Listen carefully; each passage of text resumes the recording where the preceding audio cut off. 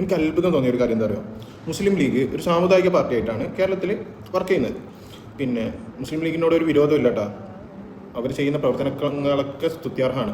Palliative, പിന്നെ അതുപോലെ CH സെൻ്ററിൻ്റെ കീഴിലൊക്കെ നടക്കുന്ന കാര്യങ്ങളൊക്കെ ഭയങ്കര നല്ല കാര്യങ്ങളാണ്, സമൂഹത്തിന് ഉപകാരപ്പെടുന്ന കാര്യങ്ങളാണ്. പിന്നെ സമുദായത്തിന് വേണ്ടി സംസാരിക്കും എന്ന് പറയുന്നുണ്ട്, സംസാരിക്കുന്നുണ്ട്, പല സമയത്തും സംസാരിക്കുന്നുണ്ട്. പക്ഷെ ഇപ്പോൾ എന്തുകൊണ്ട് പ്രതികരിക്കുന്നില്ല എന്നുള്ളതിൽ ഞാൻ സംശയിച്ചു പോവുകയാണ്.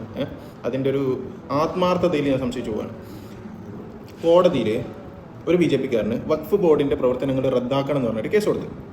അങ്ങനെ ഹിയറിംഗ് വന്ന് കോൺഗ്രസ്സുകാരോട് കോടതി ചോദിച്ചപ്പോൾ അനുകൂലമായിട്ട് തന്നെ നന്ദി BJP-കാരന്.